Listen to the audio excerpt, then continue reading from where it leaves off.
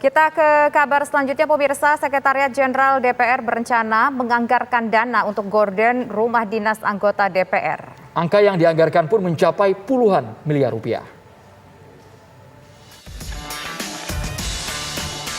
Laman media sosial ini nampak riuh dengan beragam komentar soal gorden di rumah dinas anggota DPR RI.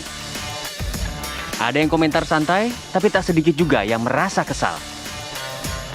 Ya, gorden yang kini terpampang di rumah dinas anggota DPR kabarnya akan diganti serentak. Kira-kira apa tanggapan anggota DPR yang menghuni rumah dinas? Pemirsa, DPR RI kini kembali menjadi sorotan karena menggelontorkan dana fantastis 48,7 miliar rupiah untuk penggantian gorden di rumah jabatan anggota DPR RI. Alasan penggantiannya, pemirsa, karena dinilai sudah lama sekali belum diganti, belasan tahun, 13 tahun persisnya belum diganti, dan kondisi gorden di rumah-rumah anggota DPR ini sudah tidak layak. Menurut Setjen, nanti ini diperuntukkan untuk 505 rumah, itu berarti per rumahnya akan mendapat begitu anggaran 90 juta rupiah. Lalu untuk membahasnya apa urgensi penggantian gorden untuk rumah jabatan anggota DPR RI dan bagaimana sebenarnya kondisi di dalam rumah, kondisi gorden, kita berbincang ini dengan anggota Komisi 11 DPR RI. Sudah ada Bang Masinton Pasaribu. Kita jalan-jalan nih, mau lihat gorden Bang yang lagi viral nih jadi kontroversi. Lihat gorden Abang boleh ya? Boleh ya. Ini pemirsa, gordennya Bang Masinton ini. Waduh. Waduh, Bang. Oke, Bang, sebelum kita ngomongin gorden, Abang udah berapa lama tinggal di sini, Bang? Sejak 2015.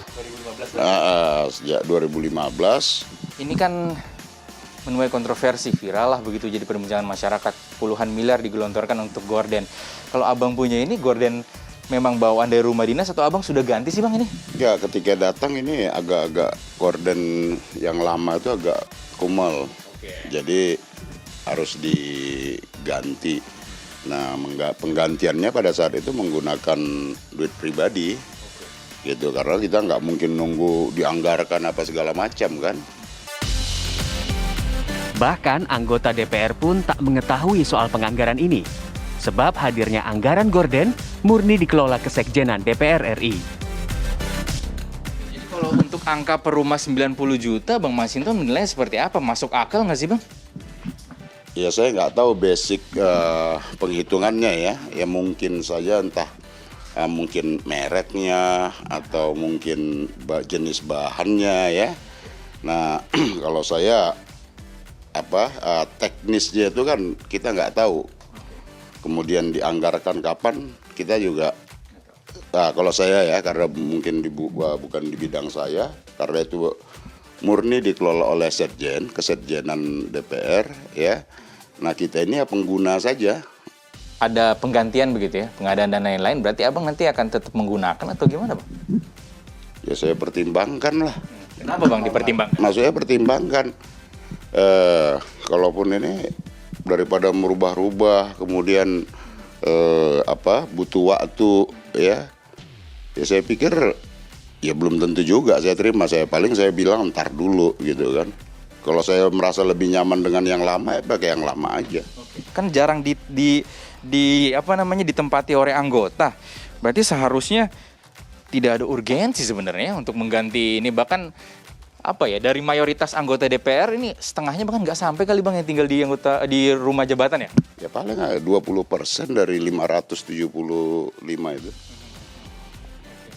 Selebihnya ya ditempatin tetap, bahkan ada yang kosong gitu. Lihat itu kan Pak, bisa lihat. Ya. Masih terbilang cukup layak lah ya. Mungkin bisa kali ya dicuci-cuci sedikit ya. Cuci, tapi kayak itu bawahnya juga udah agak berubah juga modelnya kayak ya. Kalau kita lihat bawahnya itu ya.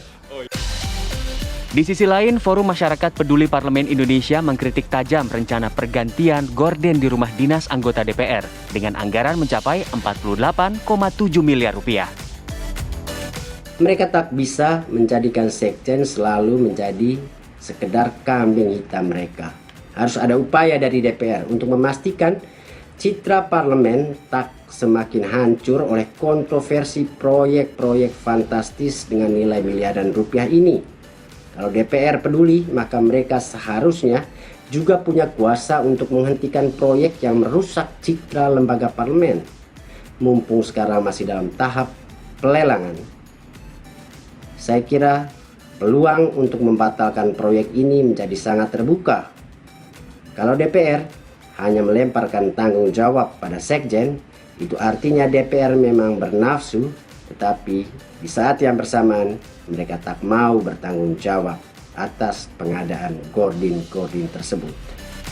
Lantas, apakah proyek gordin rumah dinas DPR ini bisa dihentikan atau justru jalan terus? Dari Jakarta, Tim TV One mengabarkan.